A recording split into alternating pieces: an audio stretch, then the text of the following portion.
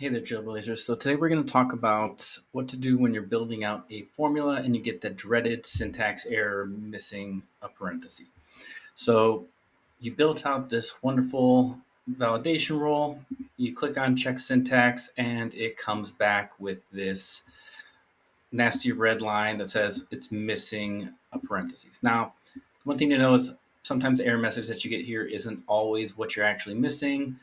So it may not be a parenthesis, but in this case, there's a few little tips and tricks I want to give you all when you're building out your validation rules or any formulas to kind of help make sure that you build it out right and how to check if you actually are missing one. So first and foremost, if you look at a validation rule that looks like this, often it just is hard for me to kind of decipher, figure out where I'm going with this. Personally, I like to break all these down. So I go through and I try to align everything based on like the nested and or statements so I can make sure I really know what I'm looking at here.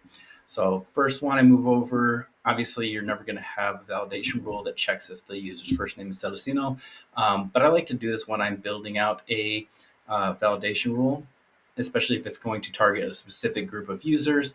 I use it for me first because I want to make sure it functions as I like anticipate before I go ahead and set it up with actual like the profile or whatever like groups that I want to look at, because it's easier for me to at least test it this way without having to like log in as a user, log out, and like make those adjustments. I can do it on the fly when I'm working here. So always start off with like targeting myself. Luckily, I have a name that's pretty unique in most orgs. I don't think I've ever worked in an org where there's another Celestino, so I do that. But back to what I was saying, I like to align everything. So first I have the or, and then we have this. I don't know why it's. Oh, I know what I did here. It's because I got too much.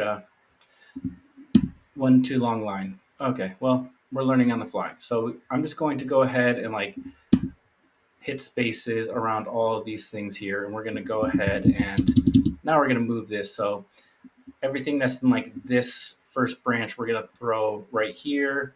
And then I'm going to move this because we have looks like two and statements nested in an or.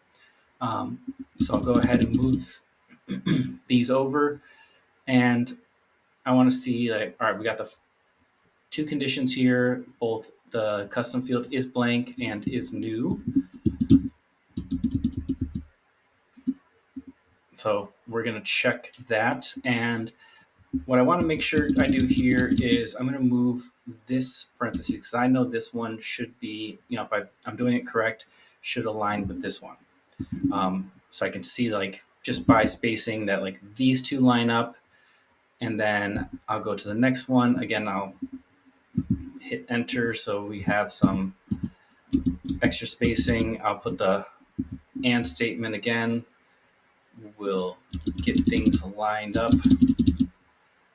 And I know this last one, if we're following the same vein, is here. And now just by looking at this, I can see that, hey, I'm probably missing that first parenthesis, like that closing parenthetical bracket to close this out, and that's what it is. But another easy way that you can do is for every left parenthetical bracket, what you're going to do is +1, and then for every closing out one, you're going to -1. So I would do this by counting. I'm not going to keep it this way, but I would say like this is +1.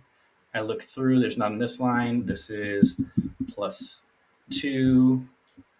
Or I can just do like that's 1, that's 2. This would make 3. This would make 4, 5. And now we start seeing our closing bracket. So we're going to -1, bring us back down to 4, back down to 3.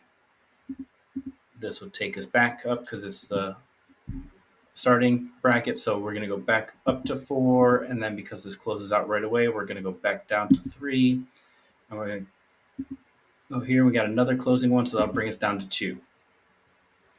We're going to go through here. And again, that's going to opening one. So that's going to go from 2 to 3. Another opening one. So that'll bring us up to 4 and then 5. And then we start having some closing ones. So that'll put us at 4 and then 3. going through. We got one more, so I'll bring us back up to 4. And then we got some closing ones, so that'll take us to back down to 3, back to 2, and then to 1.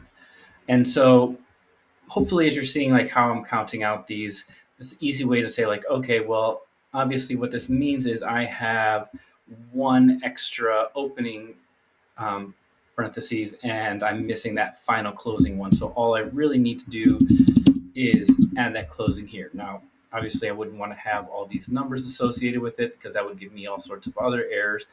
But this gives you an idea of how you can go ahead and count out your parentheses in order to make sure that like you figure out where's that missing one, where's the parentheses that I have that kind of threw everything off and is the reason I'm getting that syntax error. So let me go ahead and I'll just go and delete all of these numbers, and that looks good there. And I'm going to check the syntax again.